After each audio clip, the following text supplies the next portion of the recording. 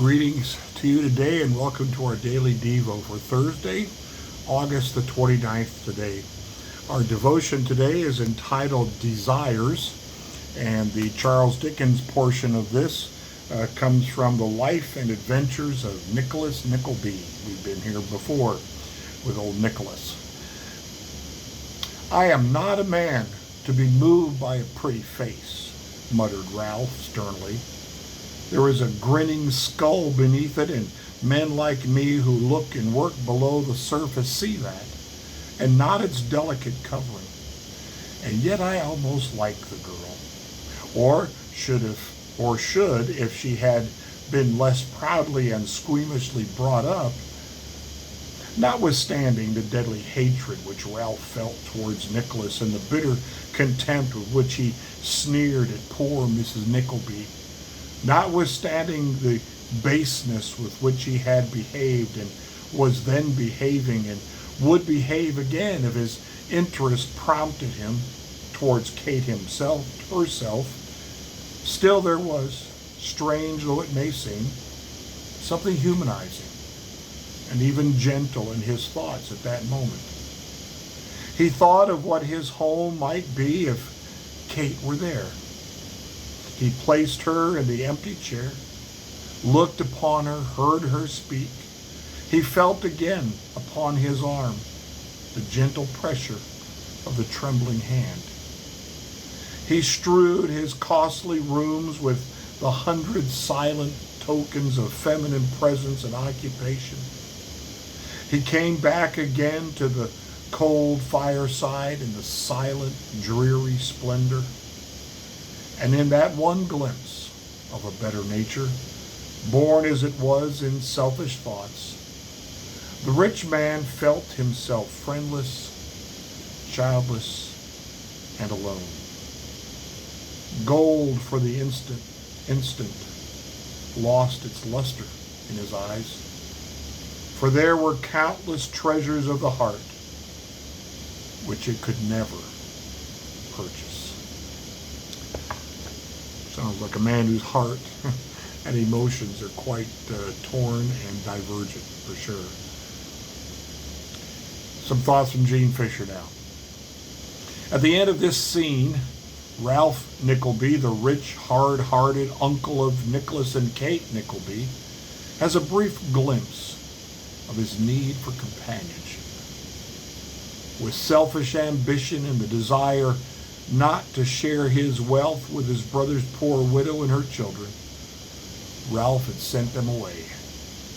Now he misses the company of his young niece and realizes that some things are worth more than money. The Bible tells us that our worldly desires, like Ralph's desire to hoard his riches, are the opposite of that which God's Holy Spirit wants for us.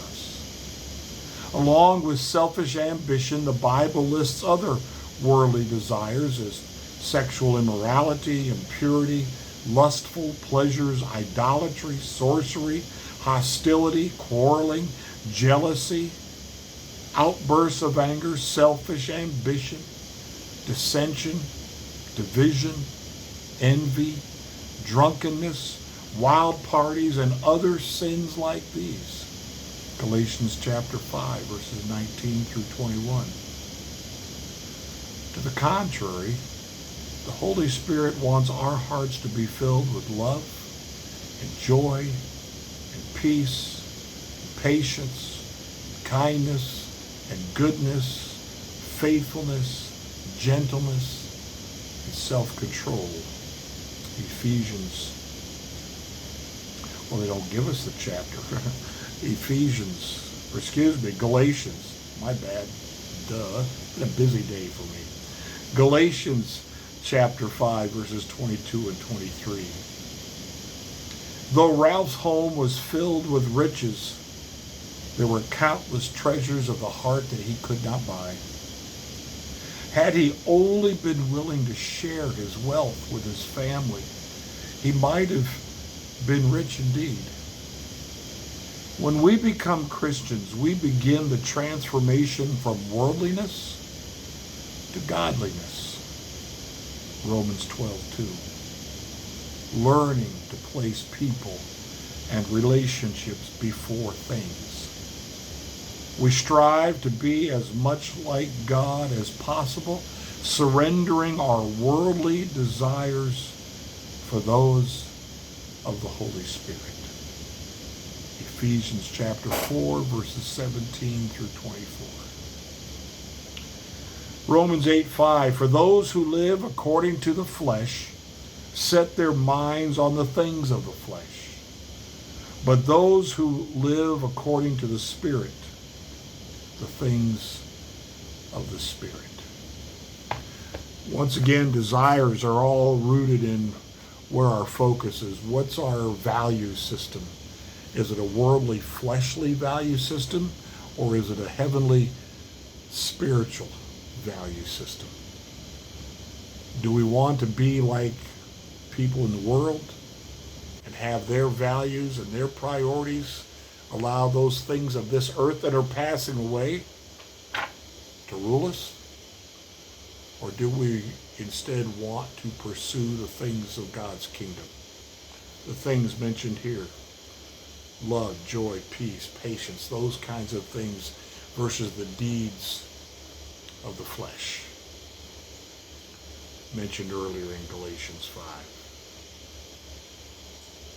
If you've been in that one part, that one side of Galatians 5:19 to 21, the worldly desires, you know how destructive they are. You know that hopefully someday, maybe, we came to that same place the prodigal son did. Realized he made a lot of bad choices in the world and chewed him up and spit him out, and the only place really to go was back to the Father's house. To understand that he'd made poor choices is a big decision. That's part of my own life. I once thought the world had the answers I looked for, and when I went out chasing after those answers and those people who I thought knew the answers, I found out they didn't know anything either. All they were doing was searching, just like I was doing. And that coming to my senses came to me and led me back to the way I'd been raised, the truth I knew as a young man, but had turned my back on.